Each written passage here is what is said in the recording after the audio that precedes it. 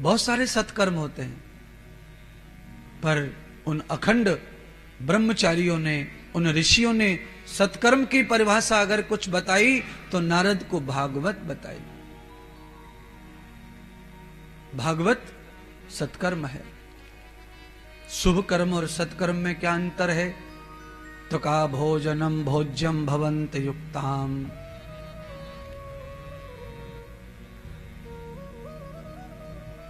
ये शुभ कर्म है।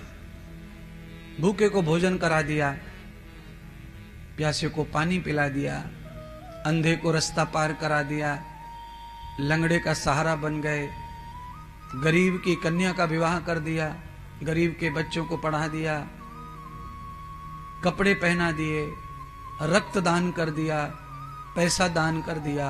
ये शुभ कर्म है। तो ये शुभ कर्म कब तक रहेगा? तो कहा यथा भोज्यम तो भोजनम करता है। जैसे भोजन करने के बाद खत्म हो जाता है, ऐसे ही शुभ कर्म का भी भोग करने के बाद वो खत्म हो जाता है। जो भोग के भी खत्म ना हो वो भागवत कर्म है। यथा दृष्टवाम पूर्वंच चिरंजीवी ततसखम। भागवत क्या है? तो चिरंजीवी है भागवत, कई जन्मों तक साथ रहती है। भागवत का फल, भागवत एक महायज्ञ है। श्रोता कम रहे, आयोजन छोटा रहे तो भी ये महायज्ञ ही रहता है, इसका फल छोटा नहीं रहता है। पपीते का पेड़ बड़ा नहीं होता है पर फल बड़ा होता है। आम का पेड़ बड़ा होता है, फल छोटा होता है। जामुन का पेड़ बड़ा होता है, फल छोटा होता है। कदम का पेड़ बड़ा होता है, फल छोटा होता है। पपीता छोटा है पर फल बड़ा है। ऐसे ही भागवत के बारे में आप कल्पना ये कीजिए कि भागवत किसी भी स्थिति में छोटी नहीं होती है। उसका कोई भी स्वरूप है तो वो विशाल होता है। एक श्रोता है, एक वक्ता है, तो भी इसका विशाल रूप है। कितना विशाल हो सकता है? तो कहा आदृश्य ही गगनम पूर्वाह। गगन भी छोटा पड़ जाए, इतना विशाल फल है इसका भागवत का। क्योंकि सुखदेव जी जब कथा सुनाते हैं तो वहां भीड़ नहीं सुनती है, वहां केवल एक ही चक्रवर्ती सम्राट परीक्षित होते हैं। भीड़ किसकी कथा में सबसे ज्यादा होती है? सूत जी की में। सूत जी की में बड़ी भीड़ है महाराज। और सुखदेव जी की कथा में भीड़ नहीं है, श्रोता नहीं है कोई। कैसा? तो कहा दिपात्रहा गते श्रोता।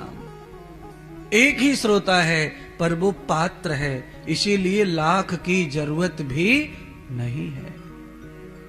एक बेटा हो पात्र हो, एक श्रोता हो पात्र हो, एक पत्नी हो पात्र हो, फिर 1000 की जरूरत नहीं है। सोचना भी नहीं है दूसरे के बारे में। क्यों? सूर्य अनेक हैं पर हमारे लोक में एक ही सूर्य है। जो पृथ्वी लोक पर प्रकाश करता है वो एक है। वैसे भूगोल की दृष्टि में अनेक सूर्य हैं, अनेक आकाश हैं, अनेक चंद्रमा हैं, अनेक पृथ्वियां हैं। वेदों में जो है वो सच है, अनेक हैं। उनकी खोज कर रहे हैं वैज्ञानिक लोग, आज खोज करने में लगे हैं। मंगल ग्रह पे जा रहे हैं, धरती मिल रही है। चंद्रमा पे पहुंचे, धरती है। तो अनेक धरती हैं, अनेक सागर हैं, सब कुछ अनेक है। पर मृत्यु पृथ्वी लोक पर जहां हम रहते हैं वहां एक ही सूर्य है, अर्थात एक ही काफी है। पर जैसा सूर्य है वैसा ही हो, वैसा ही रहे तो एक ही बहुत है। वही अंधेरे को मिटा देता है, वही सबको भर देता है। कैल्शियम से, विटामिन डी से, पावर से मजबूत कर देता है सबको। ऐसे ही एकान वर्ते श्रोताम भवान भूयः भूयः। एक श्रोता ही बहुत है। पार्वती कथा सुन रही थी अकेली, पार्वती की पात्रता खत्म हो गई तो एक ही तोता कथा सुनता रहा, शिवजी कथा सुनाते रहे। अब आपकी दृष्टि में शिवजी कैसे हैं? छोटे मोटे कथाकार होंगे क्या?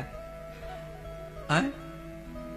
शिवजी कितने विद्वान हो सकते हैं? विद्वान कहना भी उनके लिए अशोभनीय है। उनको विद्वान कोई कहे तो ये तो अशोभनीय है। क्योंकि वो तो ज्ञान का स्रोत है, ज्ञान तो वहीं से उपजा है, इसलिए उन्हें विद्वान न कह करके वो तो समस्त जगत के गुरु हैं और उनका श्रोता एक ही है।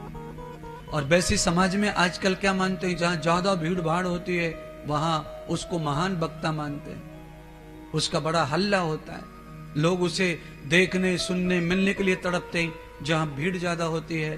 तो अब आप कल्पना कर रहे हैं, मैंने कई वक्ता बता दिए आपको, एक सुखदेव वक्ता बता दिए, एक नारद वक्ता बता दिए, एक सनत कुमार वक्ता बता दिए, और एक शिव वक्ता बता दिए, और एक सूत जी वक्ता बता दिए। इन 5 वक्ताओं में केवल सूत जी के यहाँ भीड़ है, बाकी सब जगह एक एक ही श्रोता है।